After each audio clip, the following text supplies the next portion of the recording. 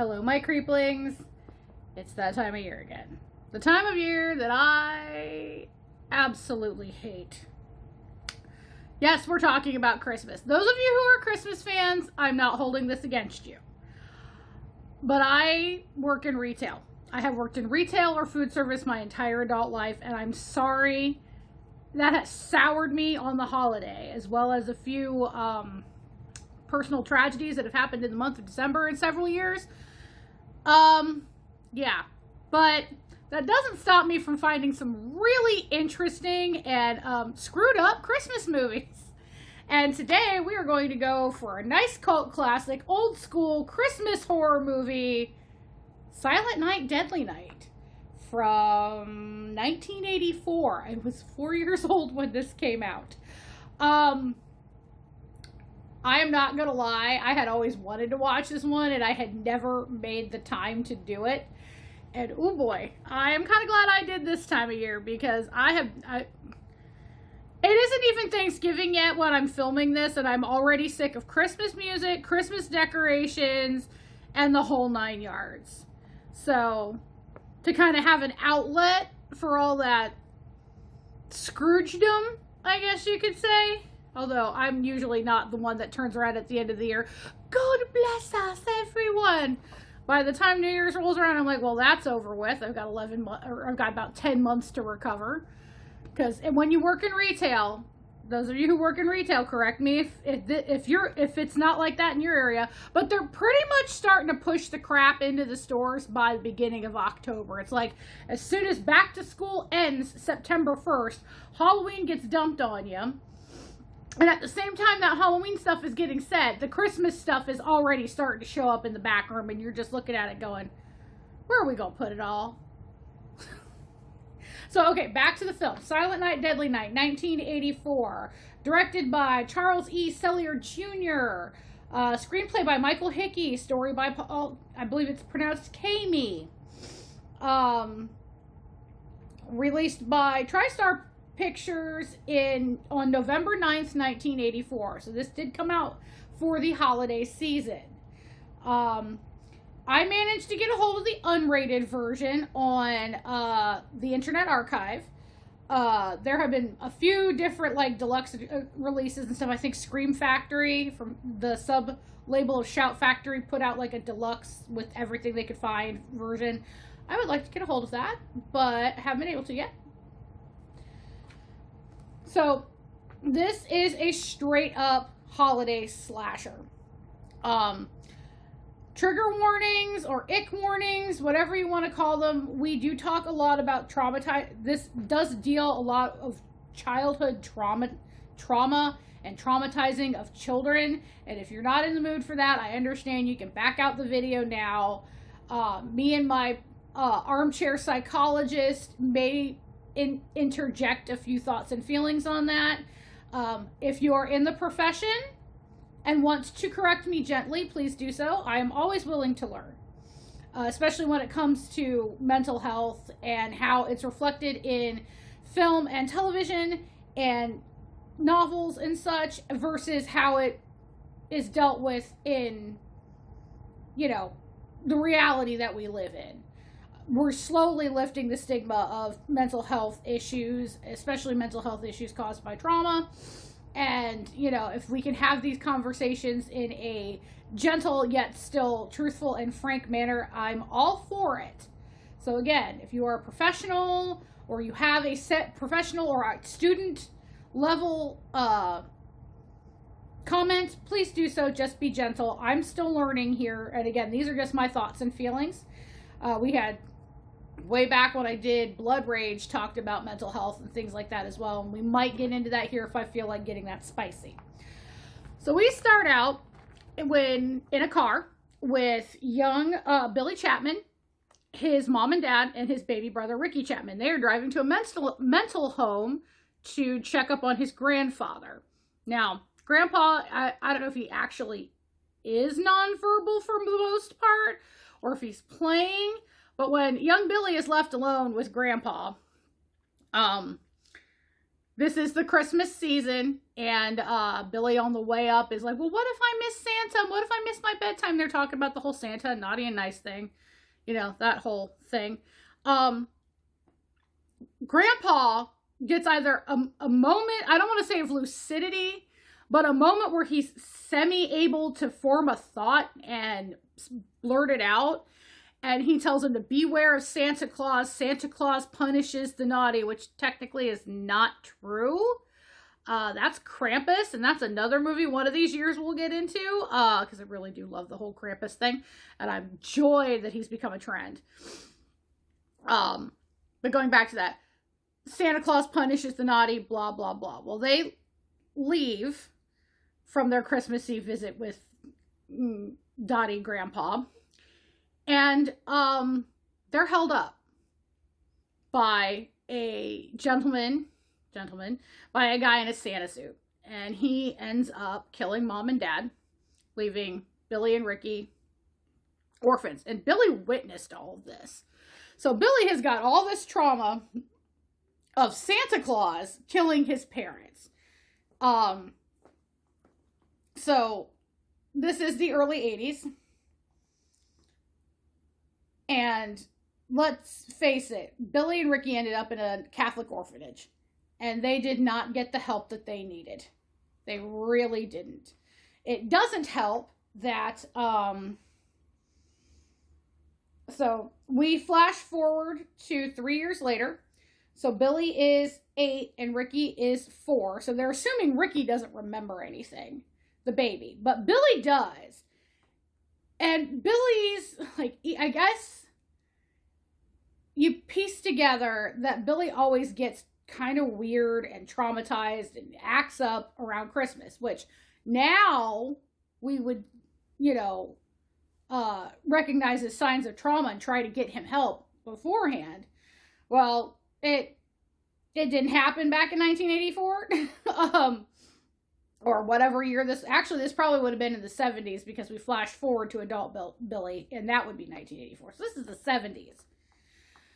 Billy, leading up to Christmas, gets in trouble because all the kids have drawn pictures of Santa, and of course he draws a picture of Santa killing his family, because that's what Santa is to him.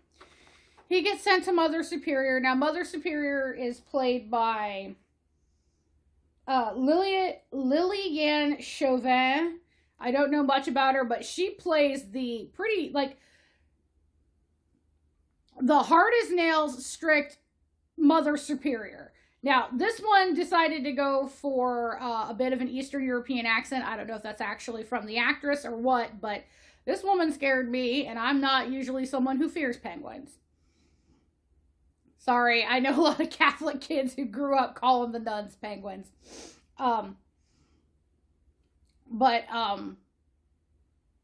Yeah.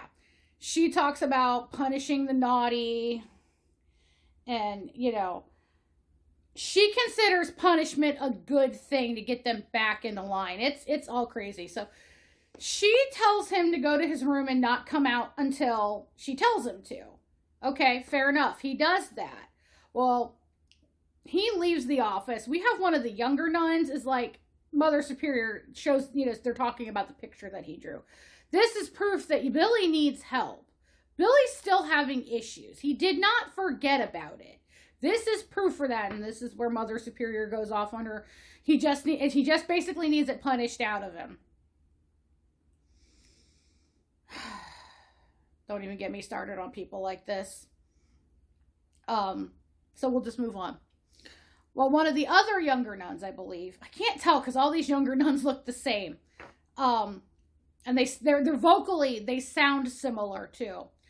Oh, I'm assuming it had been a little while. One of the younger nuns comes to Billy and says, it would be good for you. Go outside and play with the rest of the kids. And he's like, I can't. I'm being punished. And she's like, I will tell Mother Superior that I sent you outside.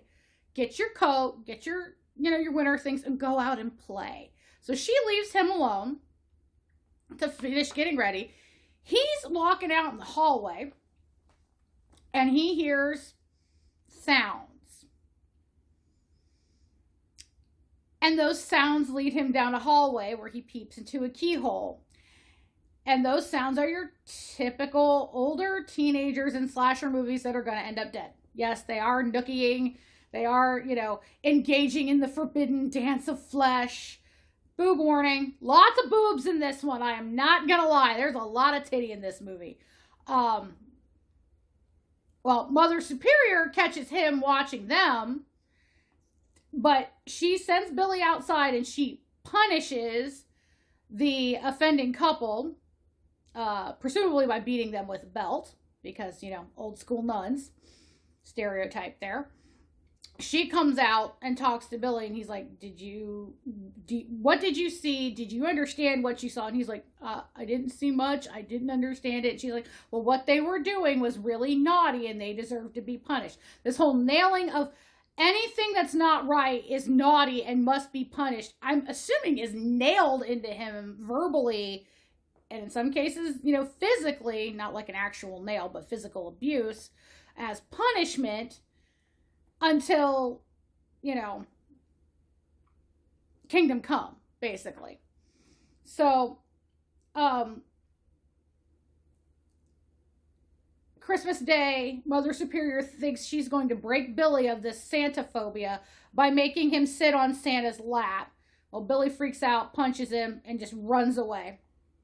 So, obviously, Mother Superior didn't take any early childhood education classes. So, we fast forward to 10 years, where it's in the spring, and this young nun who was looking out for Billy is still looking out for Billy. He just turned 18, which means he's aged out of the system, and she's trying to help him find a job. Well, she manages to get him a job as a stock boy at a toy store, which in the spring through the summer isn't a bad thing.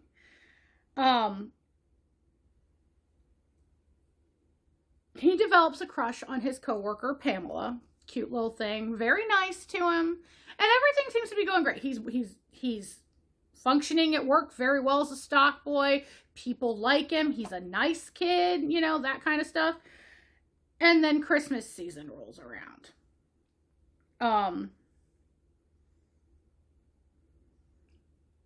Now, he's known this Pamela girl long enough, and he's an 18-year-old young man. He's gonna have thoughts and feelings and physical urges, but every time he has a dream about her, he imagines Mother Superior, I believe, killing him. So again, we're seeing how he's at a very tenuous mental state here. Oh, Christmas Eve at the store, everything just starts a domino effect. Their Santa, their department store Santa, their toy store Santa has broken his ankle because he decided to go ice skating the night before Christmas Eve. I don't know any real person who is a professional Santa that would ever do anything like that, because they take their jobs very seriously. Real professional Santas get paid buku bucks to do what they do, especially if they're, older gentlemen with real beards. Yeah, that was kind of stupid, their department store Santa. So they get the good idea of putting Billy in the Santa suit.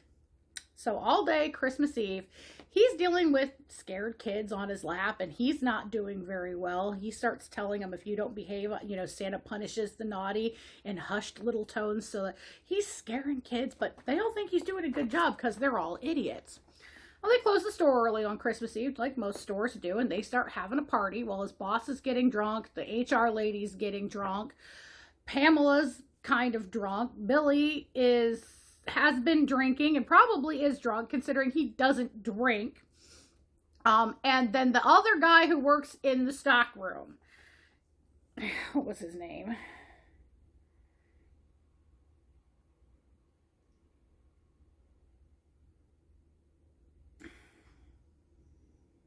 Andy. Andy's his coworker. Now, Andy's kind of a dick. So, Andy takes Pamela back to the stockroom because he's got a present for her. That present's between his legs and has a mind of its own, and she's having nothing of it. So, at the same time, I think Billy goes to see what's going on, where Pamela disappeared to, and he walks in on Andy attempting to give her this present that she doesn't want. And something in Billy snaps. All of a sudden, he needs to punish the naughty. And his idea of punishing the naughty is killing them. So Andy gets it. Unfortunately, poor Pamela gets it. The boss gets it. The HR lady gets it. Let's see.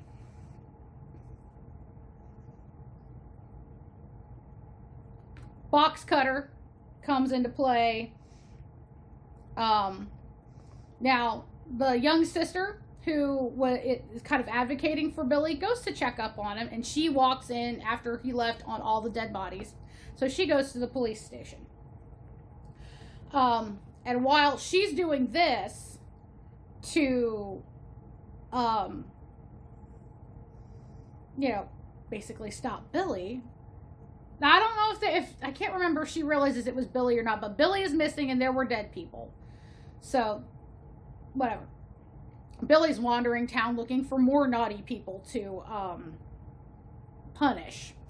And he breaks into a house where a babysitter played by the one, the only Linnea Quigley, I think that's how you pronounce her name, Scream Queen Deluxe from the 80s, I believe she was Trash in Return of the Living Dead, Night of the Deep. She did so many things. She's like one of the OG 80s slasher Scream Queens. Love her to death. She's one of our victims, as well as her character's boyfriend. She's babysitting for a little girl named Cindy. Of course, Billy sees them getting ready to be naughty, I guess. Or figures out they were getting ready to be naughty. He literally racks her on a set of antlers on like a deer head or something. Really great kill on that one. Throws the boyfriend out the window. The little girl wakes up, sees him dressed as Santa. She doesn't see the carnage, thank God. And he asks, have you been naughty or nice? And she said she's been nice, because, hopefully you are. He gets her the murder weapon of the box cutter and wanders off again.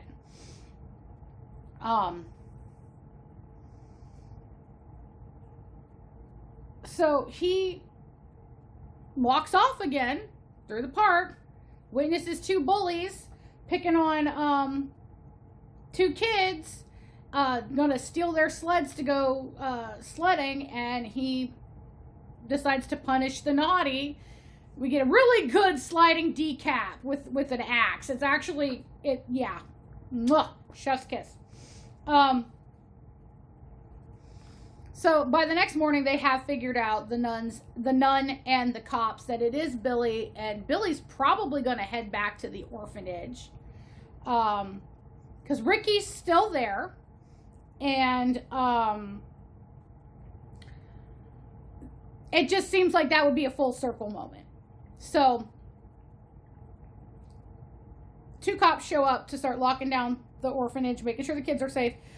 They shoot a guy in a Santa suit, but it's not Billy.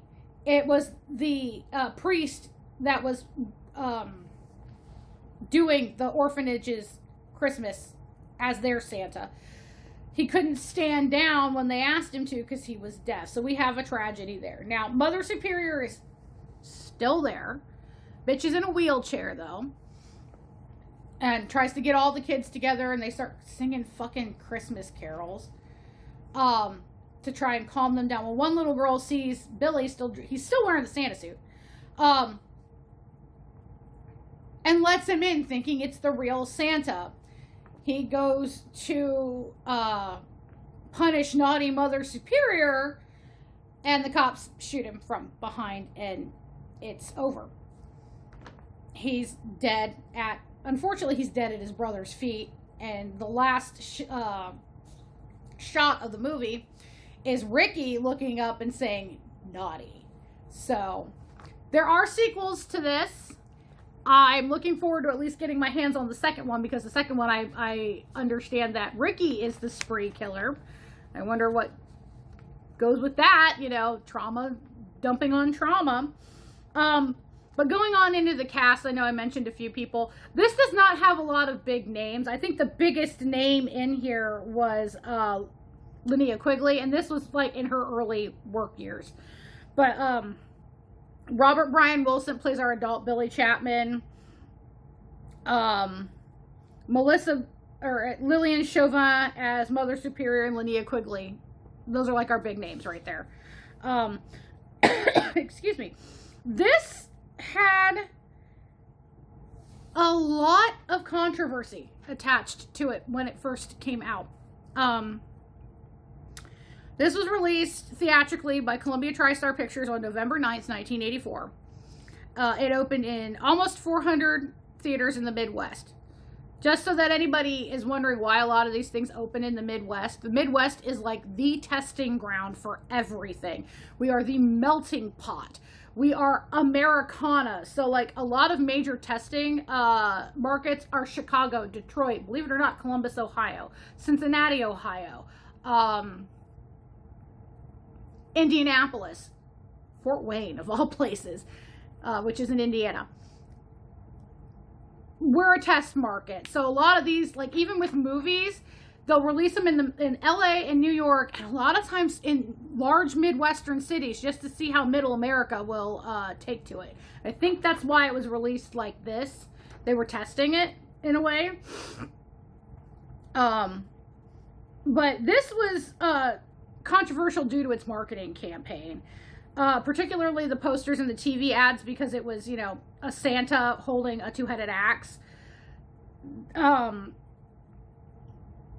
PTA fought to have this film removed from theaters due to subject matter and the fact that it was shown around Christmas. Although there was a film with an earlier premise called Christmas Evil that went unnoticed. I might try and find that one for next year, because I only do 2 Christmas videos a year. I don't want to burn myself out on them, but that might be one that I end up finding.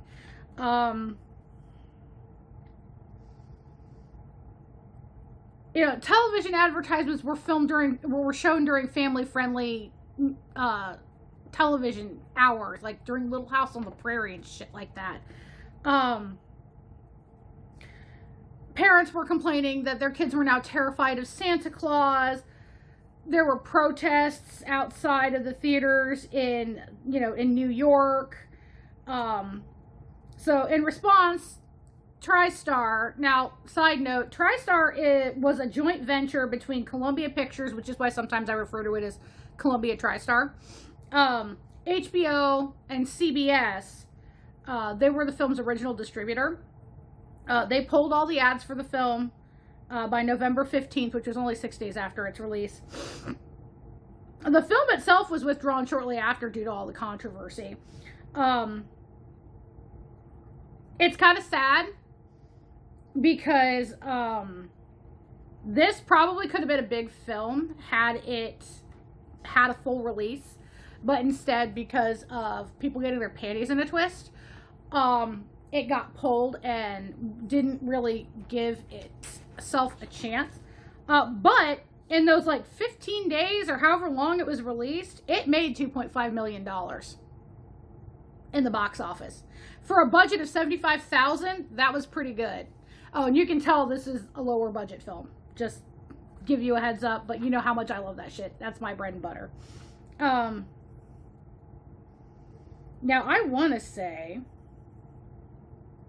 this was released the same weekend or shortly around the time that Nightmare on Elm Street, the original one, came out. And I think had this stayed in theaters, Nightmare may not have taken off as well as it did, which is an interesting side note. I know I read that somewhere. I'm trying to see if it's in my notes here.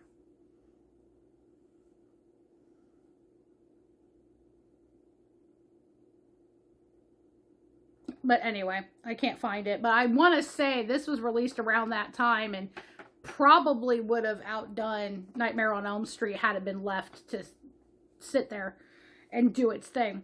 But instead, they pull it early. But they do release it on VHS and Betamax in May of 1986. So it sits on video store shelves and people start renting it. And it slowly becomes a cult classic because of that.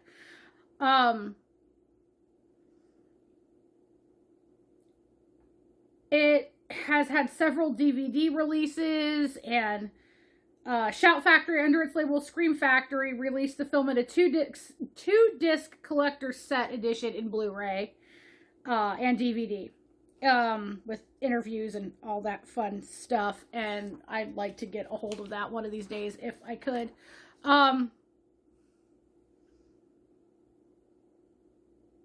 Yeah, here's my note. On its opening weekend, the film finished 8th, grossing at $1,432,800. It outgrossed Wes Craven's Nightmare on Elm Street, which opened the same day in 235 fewer theaters. Before being pulled from theaters, it grossed over $2.4 million in its first 10 days of release. So, could Billy have been bigger than Freddy? We'll never know.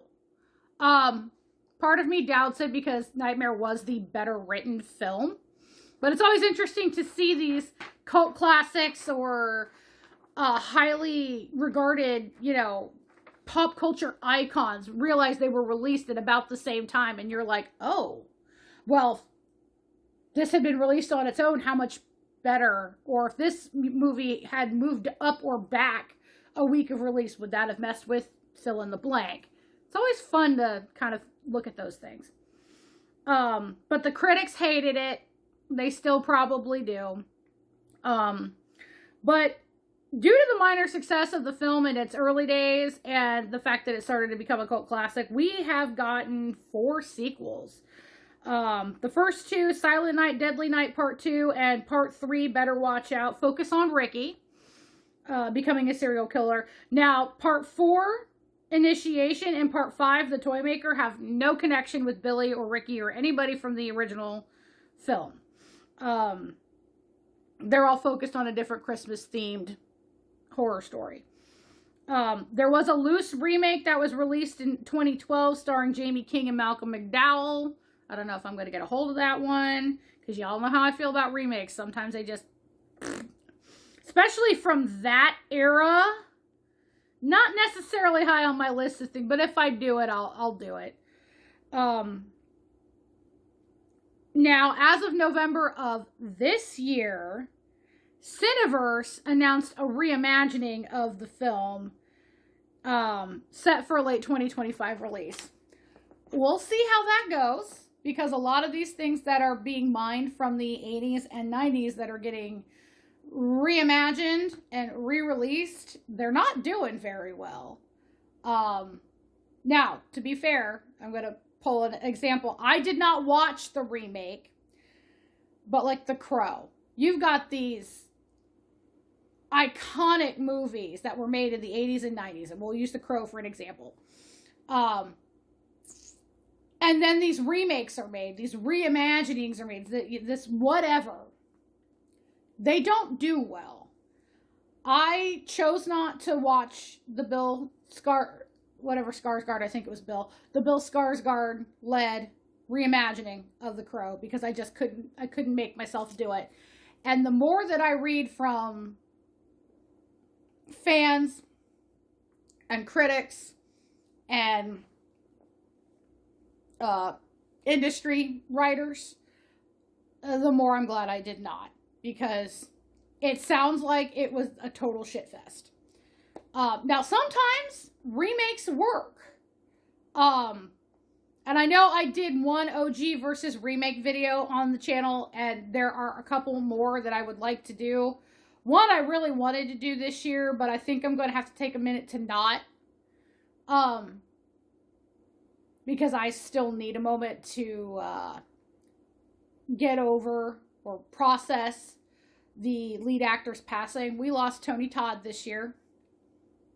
And I was going to do the original Night of the Living Dead and compare it to the Tom Savini, I believe, 1990 remake of Night of the Living Dead. But because Tony Todd took over the Dwayne Jones role, and I loved Tony Todd. Let me rephrase that. I still love Tony Todd. I love his work. I loved his voice. That man could read the telephone book and it would calm my demons for just a moment. And I think it might be a little too much for me to go and do that. But if you have any original versus remake, that would be like a direct correlation, not like 8 different versions of Dracula because they're all based on the same book, but like The Invisible Man. You know, we had the 1940s edition with Claude Rains, and I think The Hollow Man was supposed to be a modern remake of that. Well, I'll just use that as an example. I did My Bloody Valentine. There's the Friday the 13th reboot with Jared Padalecki. There's the Nightmare on Elm Street reboot that had Jackie Earle Haley in it. If you have ideas like that, put a comment, shoot me a comment or something. But going back to Silent Night, Deadly Night, do I really think they need a reimagining?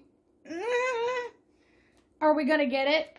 Probably, because that's like a real trend in horror right now, is holiday themed stuff and shitting on your childhood. Because Mickey Mouse and Winnie the Pooh and Pinocchio and stuff, Disney's lost their stranglehold on certain things. So now we got, Winnie the Pooh, Blood and Honey, and its sequel, and I think we have a Pinocchio coming out, and a Steamboat Willie one coming out. There's a handful of them that I call them shitting on your childhood movies. They could be cool. They might not be. I don't know. I haven't sat and watched them yet. But then you've got remake-itis, reimagining-itis, and we are like right in that mid 80s to early 90s where they're trying to pluck that nostalgia out. And again, I don't know how I feel about that. I'd love to see more original ideas. But now the holiday movies, what did Eli Roth do a Thanksgiving movie last year or the year before? We've had Krampus. I think we've had 3 different Krampus movies. We had a remake of Black Christmas. Maybe 2. So yeah, they're doing this remake of holiday movies and such. So again, this could be the next trend, or it could die out quickly, and we'll see. Like the torture porn thing of the the late aughts, early 2010s, that torture porn trend kind of came and went. So we'll see. But Silent Night, Deadly Night. If you are an anti-Christmas person like me and you're just ready to shit all over the holiday and you want something that's gonna, maybe put a morbid little smile on your face, I would highly suggest this. It is a little slow in some places. The pacing needed some work. But considering it was a low-budget slasher that kind of exploded, and it's, very taboo subject of a killer Santa, that's a high recommendation for me. If you have a favorite anti-Christmas movie or episode of a television show, doesn't have to be horror, just something that's like Christmas sucks and actually means Christmas sucks, not by the end of it all everyone loves Christmas. Yeah, let me know, because that's the kind of mood I'm in. Even when it comes to actual Christmas, I stopped being a huge Grinch probably about 2 days before Christmas Eve, and if I have to do anything with the family, or whatever day I end up doing things, I shouldn't say have to. I choose to spend time with my family. I choose to spend time with my husband's family. And normally I can get over my Santa grumps for the day. But like day in, day out, doing the retail thing and being on the blunt end of some people's bad decisions when it comes to scheduling and choices, and then I have to deal the brunt of their disappointment in themselves. Not for me. If Christmas could go back to just being hanging out with your family and whatever religious connotations you put on it, and, sharing a good meal, I'd be happy with it. But no, it's become such a commercial piece of crap that movies like this actually I had become so jaded, I chuckle. Now, I'll have one more Christmas movie. It's not a horror movie, but oh, it puts the fun in dysfunction. But that's for next time. So, in the meantime, I would say Merry Christmas or Happy Holidays, but I'm just gonna say survive it, guys. Survive it any way you can legally. Don't go out and kill people. Don't go out and, do anything illegal or stupid, but just survive, guys. But a good night, my creeplings, and I'll see you next time. Bye.